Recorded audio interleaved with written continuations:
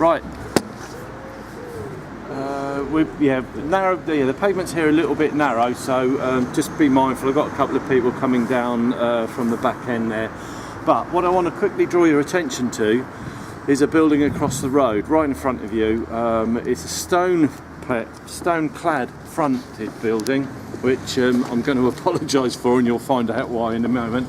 But with the porch, the flint porch sticking out, that is the Guildhall. Now, we've heard this morning during our tour about the guilds, about Jankin Smythe, about the animosity between the abbot in the abbey and the Guildhall and the guilds people in the town. They wanted to have more control over their town. He didn't want to let rest controlled to them. And here we go. I'm just going to pause slightly now just to let these through. So we can just move back a little bit, let these through. I'm in my buggy. You're in your buggy, you're stacked, and they have to go back. Hello there. Oh yeah, that's okay.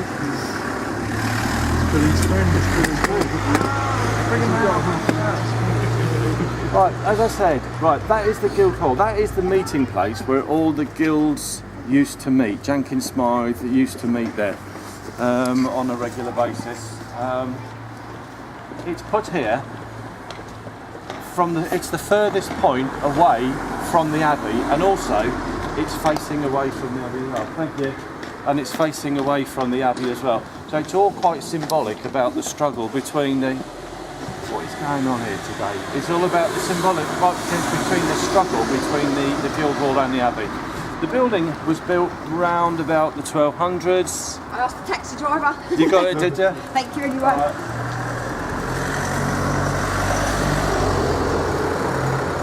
As well as being the Guildhall, it's had a lot of uses over the years. Now, I alluded to the brick-fronted building, the brick front of the building. That's white wool-pit brick. The whole building would have been built in the style with flint. It would have been very much matching what the porch is laid out in.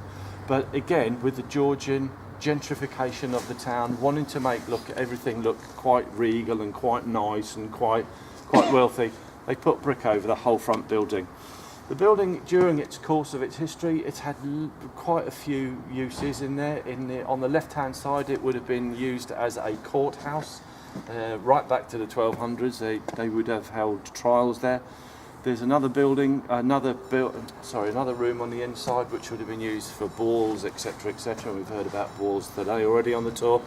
And right up to date on the Second World War. During the Second World War, the Royal Observer Corps had an operations room there where they would have various spotters throughout the county. They would feed back enemy plane movements to the Royal Observer Corps here, and they would then feed it to the various fighter stations around the area that we've talked about in the Rose Garden a little bit earlier. The porch at the front there was added round about in the Tudor times. The upstairs portion of it was the strong room, and we've heard about Jankin Smythe and how the Guildhall would keep their important papers, their deeds, etc., etc., within that room. Currently, it's undergoing renovation, a mixture of heritage funding and lottery funding, and we're not really sure when it's going to open, but it's going to be a visitor a museum. I hesitate to call it museum, a visitor attraction, whereby we can go in and see what it's like. The World War II operations room will be restored, etc., etc. Okay. Now we're going to move on down the road we're going to want to cross over the road, but I'm going to go down on this side because this is a little bit of a dangerous junction here to cross over. So if you just want to follow me down there, we'll cross over just over roundabout. We're going to end up where the Constitution